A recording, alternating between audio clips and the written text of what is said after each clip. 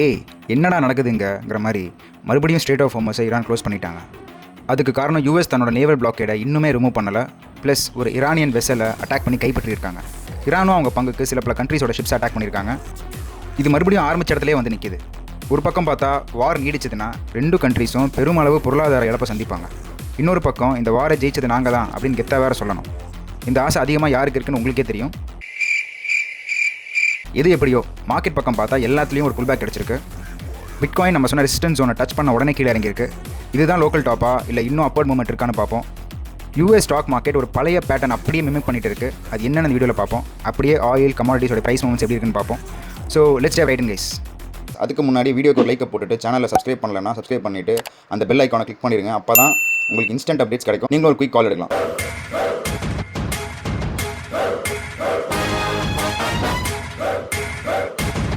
Quick disclaimer, இந்த வீடியோட எல்லா கண்டென்ட் எஜுகேஷனல் பர்பஸாக தான். It's not financial advice. Crypto markets highly volatile. So அதனால் நீங்கள் ஃபுல்லாக ரிசர்ச் பண்ணிட்டு இன்வெஸ்ட் பண்ணுங்கள், ட்ரேட் பண்ணுங்கள். Take this as educational videos. Thank you. Okay guys, starting off with some banter bubbles. வீக்கெண்டில் ஒரு நல்ல புல் பேக்குக்கு அப்புறம் கொஞ்சம் வந்து ப்ரைஸ் ரேலி ஆயிருக்கு. ஸ்கை, சைரன், ஆஸ்டர் இதெல்லாமே கொஞ்சம் பாசிட்டிவ் கிடச்சிருக்கு. பட் ஓவராலாக பார்த்து ஒரு நல்ல புல் பேக்குக்கு அப்புறம் கிடைச்ச ஒரு சின்ன ஹை தான் இதெல்லாம். இது சஸ்டெயின் ஆகுமா என்னங்கிறத நம்ம டீட்டெயிலாக பார்க்கலாம். Moving on to tweets. Over the last 48 hours, Iran has closed the Strait of Hormuz. The US claimed peace talks would resume with Iran tomorrow. Iran has backed out of the peace talks with the US. US வந்து peace talks நடக்கும்னு சொன்னதுக்கப்புறம் Iran வந்து back out பண்ணிட்டாங்க. Iran has accused the US of plotting a surprise attack. அதுவும் நடந்து முடிஞ்சிருச்சு. The US has struck and seized an Iranian vessel in the Strait of Hormuz. இதுதான் நம்ம ஏற்கனவே பார்த்த மாதிரி ஈரானுடைய ஒரு வெசலை வந்து US கைப்பற்றியிருக்காங்க. Iran has denied Trump's claims of giving up uranium enrichment. Trump and US கோரிக்கை வச்ச மாதிரி யுரேனியம் வந்து கொடுக்க முடியாதுங்கிற மாதிரி ஈரான் சொல்லியிருக்காங்க. There appears to be severe distrust on both sides of the table in this conflict. Trump says no deal this week will be detrimental for Iran. Future open into ஓவர்ஸ்னு போட்டிருக்காரு. So இது இமீடியட்டாக முடிவுக்கு வருமானு கேட்டிங்கன்னா டவுட்ஃபுல்லாக தான் இருக்குது. ஏன்னா பேசிக்காகவே ரெண்டு சைட்லையும் ட்ரஸ்ட் இல்லை, ஒரு சுமூகமாக முடிக்கணுங்கிற ஒரு தாட் ப்ராசஸ் இல்லாததுனால இது எப்போ முடிவுக்கு வரும் நம்மளும் பார்ப்போம். Iran says it has attacked US military ships with drones in retaliation for the US striking and seizing an Iranian cargo vessel in the Strait of Hormuz per Tasnim. இரானும் அவங்க பங்குக்கு ஒரு US military ships எல்லாம் attack பண்ணியிருக்கோம் அப்படின்னு சொல்கிறாங்க. Iranian state media calls reports of another round of US-Iran talks in Pakistan false and issues a statement. The statement says US excessive demands, unreasonable, unrealistic expectations, frequent shift in positions, continuous contradictions and the so-called Navy blockade, which violates ceasefire, understanding along with the threatening rhetoric have so far hindered progress in the negotiations. கான்ட்ரடிக்டியாக இருக்கிறாங்க. அவங்க சொல்கிறதுக்கும் செய்கிறதுக்கும் சம்மந்தமே இல்லை. இப்போ social மீடியாவில் அவங்க அறிவிக்கிறது எல்லாமே ஃபால்ஸாக இருக்குது. இதுதான் அவங்க வந்து மெயினாக வச்சுருக்கிற குற்றச்சாட்டு. Under these conditions the outlook of constructive talks remains bleak. So கன்ஸ்ட்ரக்டிவாக அது க்ளோஷருக்கு கொண்டு வர முடியுமான்னு கேட்டால் இப்போதைக்கு இருக்கிற நிலைமையில் ரொம்ப கஷ்டங்கிற மாதிரி தான் தெரியுது. இந்த ப்ளேம் கேம் கண்டினியூ ஆகிட்டே தான் இருக்குங்கிற மாதிரி போட்டிருக்காங்க. ஸோ இது பாருங்கள், Iran plans to completely cut off oil exports from the Middle East. Strait of Hormuz போர்ட்டில் மட்டும் இருந்தில்ல, மிடில் ஈஸ்ட் இருந்தே வந்து ஆயில் எக்ஸ்போர்ட்ஸ் ஃபுல்லாக கட் பண்ணுற பேசிகிட்டு இருக்காங்க, பிளான் பண்ணிட்டு இருக்காங்க. The Tasnim news agency reports that Iran plans to strike the following targets: the Yanbu pipeline in Saudi Arabia, which is used to bypass the Strait of Hormuz. இந்த Yanbu pipeline தான் வந்து Strait of Hormuz bypass பண்ணி வரக்கூடிய இடமா இருந்திருக்கு Saudi Arabia. அதை attack பண்ண போகிறாங்கன்னா the Fujairah facility in UAE, which is used to bypass Strait of Hormuz, and complete closure of Bab el Mandeb Strait. இதுதான் complete closure of Bab el Mandeb Strait. So இது எல்லாத்தையும் அவங்க attack பண்ணி close பண்ணிட்டாங்கன்னா கொஞ்சம் world ஃபுல்லாக export ஆகிட்டு இருக்கு, ஆயிலும் கட் ஆயிரும். இதை தான் ஈரான் பிளான் பண்ணுறாங்கிற மாதிரி ஒரு நியூஸ் வந்துட்டு இருக்கு. Let's wait and watch this. So coming to markets பார்த்தோம்னா the S&P 500 is at all time high while consumer sentiment is an all time low.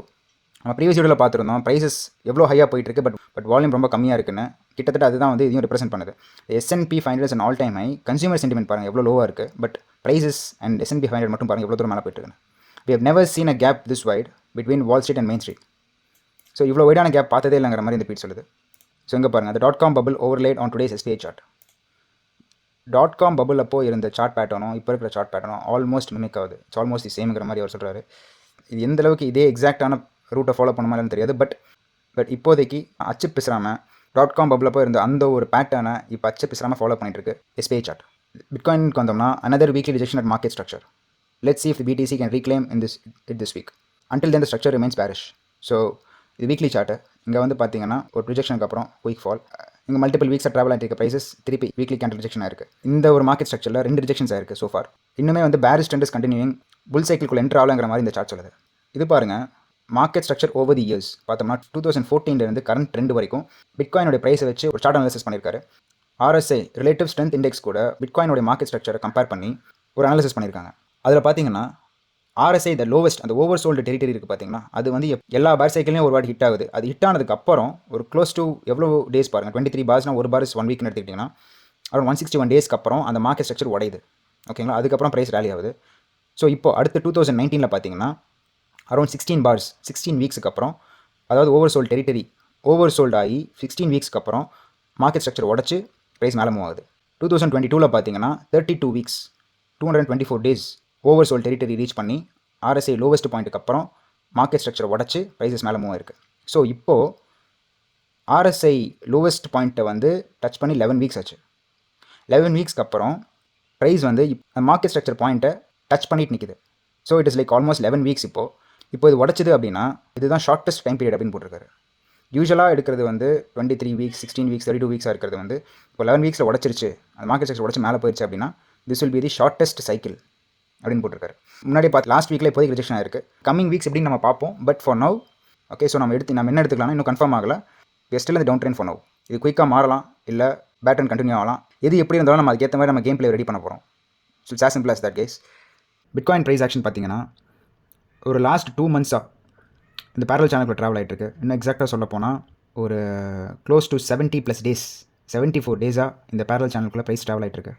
Okay, ஆனால் ஸ்ட்ரக்சர் வீக்காக இருக்குதுன்னு நம்ம சொல்லியிருந்தோம். ஏன்னா வால்யூம்ஸ் லோவாக இருக்குது. ப்ளஸ் இந்த இடத்துல வந்து பார்த்திங்கன்னா ஒரு ஹியூஜ் ரெசிஸ்டன்ஸ் இருக்குன்னு சொல்லியிருந்தோம். ஏன்னா அந்த ப்ரைஸஸ் கீழே தள்ள ஆர்டர் பிளாக் தான் வந்து இதுன்னு சொல்லியிருந்தோம்.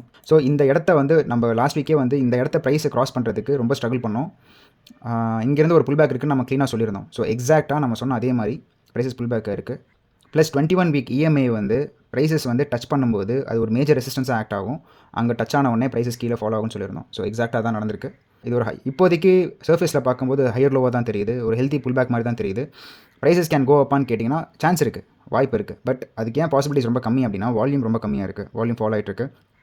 வார் situation still not good. So இந்த ரேலி வந்து ஒரு குயிக் ஃப்ளஷ் அவுட் ரேலி மாதிரி தான் எனக்கு தெரியுது. லிக்விடேஷன்ஸ் பார்த்தோம்னா அரௌண்ட் 78க்கு மேலே 78,691 78 அரௌண்ட் 78,700 வச்சுக்கலாம். அங்கே வந்து ஹியூஜ் லிக்விடேஷன்ஸ் இருக்குது. ஷார்ட் லிக்விடேஷன்ஸ் எக்கச்சக்கமாக இருக்குது. ஆனால் ப்ரைஸ் அங்கே போகிறதுக்கு திருப்பி இந்த ப்ரைஸ் ஒன்று உடச்சி மேலே போய் லிக்விடேட் பண்ணிவிட்டு இறங்கணும், மேலே போய் லிக்விடேட் பண்ணணும். ஓகே, அதுக்கு பாசிபிலிட்டிஸ் இருக்கானா? கண்டிப்பாக இருக்குது. ப்ரைஸஸ் இப்படி போய் கொஞ்சம் அந்த இடத்துல வந்து மூவ் ஆகி லிக்விடேட் பண்ணி அப்புறம் இறங்குறதுக்கான சான்சஸ் நிறையவே இருக்குது. ஏன்னா நம்ம நிறையா பார்த்த மாதிரி லிக்விடேஷன்ஸ் எங்கே ஜாஸ்தியாக இருக்கோ அங்கே வந்து ப்ரைஸ் அங்கே மூவ் ஆகிட்டு அதை ஸ்வீப் அவுட் பண்ண தான் ட்ரை பண்ணோம். இப்போ இருக்கிற கண்டிஷன்ஸில் என்ன தான் அது கஷ்டம் அப்படின்னாலுமே பட் அதுக்கான பாசிபிலிட்டிஸ் இருக்குது, அதுக்கான சான்சஸ் இருக்குது. பட் ப்ராபபிளான்னு கேட்டிங்கன்னா நாட் ஸோ ப்ராபபிள் தான் நான் சொல்லுவேன். ஏன்னா திருப்பி அந்த ஜோனை க்ராஸ் பண்ணுறது it is not so easy. Or prices அப்படியே திருப்பி மேலே போய் இங்கே ஸ்ட்ரென்த்தன் ஆகி இங்கே வந்து மூவ் ஆகுமா அப்படின்னு கேட்டிங்கன்னா தட் இஸ் ஆல்சோ பாசிபிள். அதுக்கு வால்யூமாக ஹெல்ப் பண்ணணும். இங்கே நம்ம ஏற்கனவே சொன்ன மாதிரி வீக் டேஸ் ஆர் வீக்ஸ் இந்த இடத்துல ட்ராவல் பண்ணணும். இந்த இடத்துல ப்ரைஸஸ் ஸ்ட்ராங்காக ஹோல்ட் ஆகணும். அப்போ தான் வந்து ஒரு புல் ட்ரெண்ட் ஸ்டார்ட் ஆயிடுச்சுங்கிற மாதிரி நம்ம சொல்ல முடியும். Anything is possible guys. But வந்து எது ப்ராபபிள்னு நம்ம பார்க்கணும். மோஸ்ட் ப்ராபபிள் என்னென்னா ப்ரைஸஸ் வில் ஃபால். அது வந்து ஒன்று இங்கேருந்து விழுகலாம், இல்லை இன்னும் கொஞ்சம் மேலே போய் விழுகலாம். It doesn't matter. That is what is expected. அதை பேஸ் பண்ணி நம்ம எடுத்த ஷார்ட் பொசிஷன்ஸ் இன்டாக்டாக இருக்குது. இனிமேல் நம்ம பொசிஷன்ஸில் தான் இருக்கும். நம்ம லாஸ்ட் வீடியோலேயே சொன்ன மாதிரி நம்ம ஸ்டாப் லாஸ் ஹிட் ஆனாலுமே நம்ம வந்து we just gonna wait and watch. Prices எப்படி ஹோல்ட் ஆகுது, இன்னும் ஸ்ட்ரென்த்தன் ஆகுதா, இல்லை வந்து வீக்காக இருக்காங்கிறதுக்கு ஏற்ற மாதிரி நம்ம அடுத்த பொசிஷனுக்கு என்ட்ரா இருக்குது நம்ம தயார். பட் நம்ம இது ரொம்ப முக்கியம் அப்படின்னா மார்க்கெட்ஸ் என்ன சொல்லுது, சார்ட்ஸ் என்ன சொல்லுதுங்கிறத நம்ம கீனாக வாட்ச் பண்ணி அதை பேஸ் பண்ணி நம்ம ட்ரேட் எடுக்கிறது தான் ரொம்ப ரொம்ப முக்கியம். So same thing with Ethereum and Solana. அதை பற்றி நம்ம ரொம்ப டீட்டெயிலாக பார்க்குறக்கு ஒன்றும் இல்லை. ஏன்னா பிடிசியோடைய மார்க்கெட் ப்ரைஸ் ஆக்ஷன் அதை அப்படியே ஃபாலோ பண்ணிட்டு தான் இருக்குது. பிடிசி வீக்காக விழுக ஆரம்பிச்சுன்னா எல்லாமே விழுக ஆரம்பிச்சிடும். அது ஏற்கனவே நம்ம நிறைய வாட்டி சொல்லியிருக்கோம். ஸோ இது டீட்டெயிலாக பார்க்குறக்கு எனக்கு தெரிஞ்சு ஒன்றும் பெருசாக இல்லை. மேஜர் ரெசிஸ்டன்ஸ் வந்து ஒரு $100 ரேஞ்சில் இருக்குது. அதான் அவ்வளோதானே ஒழிய ப்ரைஸ் ஆக்ஷன் வந்து உங்களுக்கு மேஜர் டிஃப்ரென்ஸ் பிடிசிலேருந்து இருக்காது. பிடிசி ஸ்ட்ரென்த்தன் ஆச்சுன்னா இதுவும் ஸ்ட்ரென்த்தன் ஆகும், ஃபாலோ ஆச்சுன்னா இதுவும் ஃபாலோ ஆகும். Okay, gold and silver holding strong. Prices கீழே விழுகாமல் தக்க வச்சுட்ருக்கு. பெருசாக இந்த புல் பேக்கும் இல்லை. Prices are holding strong, holding good for now. முன்னாடி சொன்ன மாதிரி ப்ரைஸஸ் நோ மேன்ஸ் லேண்டிங். நம்ம ட்ரேட் எடுக்கிறதுக்கு ஒன்றும் இல்லை. இதில் சப்போர்ட் இல்லை, ரெசிஸ்டன்ஸ் இல்லை. We can just all we can do is just wait and watch. இது அடுத்த மேஜர் மூவ் எங்கேங்கிறத பார்த்துட்டு தான் நம்ம இதுக்குள்ளே கால் எடுக்க முடியும். ஃபார் நவ் வி ஜஸ்ட் வாட்சிங் the price action on gold and silver. Oil பாருங்கள், நல்ல ஒரு பீ ஸ்டாக்ஸ் அது இதுன்னு சொன்னேன்னு இறங்குச்சு. பட் இப்போ பாருங்கள் திருப்பி ஒரு 96ல் இருக்குது. It is holding good. இப்போ இருக்க நிலமையில பார்த்தீங்கன்னா ஈரான் வந்து ஸ்டேட் ஆஃப் ஹார்மஸ் மட்டும் இல்லை, அதில் பைபாஸாக இருக்கக்கூடிய சில பல போர்ட்ஸையும் வந்து அவங்க க்ளோஸ் பண்ண போகிறாங்க. அதை அட்டாக் பண்ணி க்ளோஸ் பண்ணுவாங்கிற மாதிரி அவங்க பிளான் பண்ணுறாங்க. அப்படின்னா ஆயிலோட ப்ரைஸ் எங்கே போகுங்கிறது நான் சொல்லவே தேவையில்லை, வச்சுக்கிட்டு மேலே போகும். ஸோ அதனால் வந்து ஆயிலை வந்து நம்ம அவ்வளோ சீக்கிரம் வந்து ஒதுக்கிட முடியாது. ப்ரைஸஸ் வந்து இன்னுமே மேலே போகிறதுக்கான சான்சஸ் நிறையவே இருக்குது. நம்ம அதில் சின்ன பொசிஷன் ஹோல்ட் பண்ணிட்டு இருக்கோம். முன்னாடி சொன்ன மாதிரி ஒரு 80% பொசிஷன் நம்ம க்ளோஸ் பண்ணிவிட்டு ஒரு 20% ஆஃப் தி பொசிஷன் இதில் ஹோல்ட் பண்ணிட்டு தான் இருக்கோம். இல்லை ஏன்னா இந்த வார் சுச்சுவேஷன்லாம் எப்போ முடியுதோ, எப்போ வந்து க்ளீனாக பீ ஸ்டாக் கன்ஃபார்ம்னு தெரியுதோ, அப்போ தான் வந்து ஆல் ப்ரைஸஸ் கம்மியாகும். ஹைப் நான் லாஸ்ட் வீடியோவில் சொல்லியிருந்தேன். இந்த ஒரு அசெண்டிங் ட்ரையாங்கிள் ஹெச் பேட்டர்னுக்குள்ள ப்ரைஸ் போச்சுன்னா மோஸ்ட் ப்ராப்ளி ப்ரைஸஸ் கீழே வரதுக்கான சான்சஸ் நிறைய இருக்குன்னு சொல்லியிருந்தேன். ஸோ அதுக்கேற்ற மாதிரி ஒரு நல்ல புல் பேக்கும் கிடச்சிருக்கு. இங்கே வந்து most probably price can come to 35. அது அந்த சப்போர்ட் விட்டுச்சுன்னா கண்டிப்பாக 30க்கு வந்துடும். இப்போதைக்கு வந்து ப்ரைஸஸ் வந்து கீழே வரதுக்கான பாசிபிலிட்டிஸ் நிறையவே இருக்குது. பிட்காயின் ப்ரைஸஸ் வீக் ஆச்சுன்னா நம்ம சொல்லவே தேவையில்லை. Prices can immediately come here and then here. TAO the artificial intelligence coin, இது வந்து பார்த்தீங்கன்னா ஒரு ஃபியூ வீக்ஸ் முன்னாடி ஒரு மேசிவ் ரேலியில் இருந்துச்சு. ஜஸ்ட் மேட்டர் ஆஃப் ஒரு 40 டேஸில் பார்த்தீங்கன்னா ப்ரைஸஸ் மோர் தென் டபுள் ஆச்சு. நவ் இட் இஸ் அகெயின் இந்த டவுன் ட்ரெண்ட். ஓகே, இது வந்து ஒரு யூசர் கூட கேட்டிருந்தாரு, ப்ரைஸஸ் எப்படிங்க மேலே போகிறதுக்கான சான்சஸ் இருக்குது, இன்னும் குயிக் ஃபாலோ ஆயிடுச்சுங்கிற மாதிரி கேட்டிருந்தாரு. ஜஸ்ட் டெக்னிக்கல் அனாலிசிஸ் மட்டும் சொல்லணும் அப்படின்னா ஒரு நல்ல ரேலி முடிச்சிருச்சு, அதுவும் அகெயின்ஸ்ட் த ட்ரெண்டு. பிட்காயின் வந்து சரிவில் இருக்கும்போது நடந்த மூமெண்ட் இது. So that is a massive thing. அதுக்கப்புறம் பார்த்தீங்கன்னா ஒரு அசெண்டிங் சப்போர்ட்டில் வருது ப்ரைஸஸ். இங்கேருந்து ஒரு சின்ன பவுன்ஸ் கிடைக்கிறதுக்கான சான்சஸ் இருக்குது. பட் அது வந்து ஒரு நல்ல சஸ்டைனபிளான பவுன்ஸா, இந்த ஹையை உடச்சிட்டு போகக்கூடிய பவுன்ஸான்னு கேட்டிங்கன்னா ஹைலி டவுட்ஃபுல் தான். ஒரு சின்ன பவுன்ஸ் கிடைக்கும், அப்புறம் maybe it again fall again. ஏன்னா trend is not so strong, trend is weak. So அதை நான் இங்கே திரும்பியும் வலுவாக சொல்லிக்கிறேன். இங்கே வந்து ஒரு கிடைக்கக்கூடிய பவுன்ஸோ இல்லை வந்து பவுன்ஸ் கிடைக்காமையும் போகலாம். பட் அப்படி கிடைச்சாலுமே that will not be a strong bounce. நீங்கள் பொசிஷன்ஸில் இருக்கீங்க அப்படின்னா ஒரு பவுன்ஸ் இங்கே உங்களுக்கு இப்படி கிடைக்குது அப்படின்னா you can plan to come out here. ஒரு சின்ன லாஸில் கூட நீங்கள் வெளியே வந்துடலாங்கிறது என்னுடைய கருத்து. அரௌண்ட் 300 வரைக்கும் வந்துச்சு அப்படின்னா you can plan to close your trade, close your position. Okay, I may be wrong, but இப்போ இருக்கிற ட்ரெண்டில் அதுதான் பெஸ்ட்டுன்னு நான் நினைக்கிறேன். ஸோ கமிங் டு S&P 500, இதுதான் நம்ம சொன்ன மாதிரி massive pump. 12 to 13 green candles in a row அடிச்சிருக்கு. இன்றைக்கி மார்க்கெட் ஓப்பன் ஆயிருக்கு. பட் இது அலார்ம்ஸ் என்னன்னு நம்ம முன்னாடியே பார்த்துருந்தோம். Volume is low, situation is not good, எல்லாமே வந்து நெகட்டிவாக இருக்கிற டைமில் கிடைக்கக்கூடிய பம்ப் இது. ஸோ நாட் ஸோ ட்ரஸ்ட்வர்தின்னு சொல்லியிருந்தேன். ஸோ அதே தான் இப்போவும் நான் சொல்கிறேன். இங்கே யாருமே வந்து ப்ரைஸஸ் பாசிட்டிவ் ஆயிடுச்சு, ஹால் டைம் உடச்சிருச்சுன்னு சொல்லிட்டு எந்த லாங் எடுக்காதீங்க. ஏன்னா அடுத்து நம்ம என்ன ஆகும்னு சொல்ல முடியாது. நம்ம .com பபுளில் போய் இருந்த பேட்டர்னை வந்து இது எப்படி மிமிக் பண்ணியிருக்கணும்னு காட்டியிருந்தேன். அதுக்கப்புறம் நடக்கக்கூடிய ஃபால் வந்து எப்படி இருந்துச்சுன்னு பார்த்தீங்க. ஸோ அதுக்கேற்ற மாதிரி நீங்கள் பொசிஷன் பண்ணிக்கோங்க. ஜஸ்ட் வேர்ட் ஆஃப் காஷன், அவ்வளோதான். ஒரு சின்ன நம்பகத்தன்மை இல்லாததுனால இருக்கிற காஷன் தான் இது. வரும் நாட்களில் வந்து பார்த்தீங்கன்னா வால்யூம் ரைஸ் ஆகுது, கொஞ்சம் புல் பேக் கிடச்சதுக்கப்புறம் வால்யூம் கொஞ்சம் சஸ்டெயினாக ரைஸ் ஆகுது அப்படின்னா தென் we are good. தென் வந்து நம்ம ட்ரெண்டே பாசிட்டிவ் ஆகிடுச்சுங்கிற ஒரு நம்பிக்கையில் வந்துடலாம். பட் இப்போதைக்கு சஸ்பீஷியஸாக இருக்கிறதுனால எதுவுமே ப்ராப்பராக சொல்ல முடியல.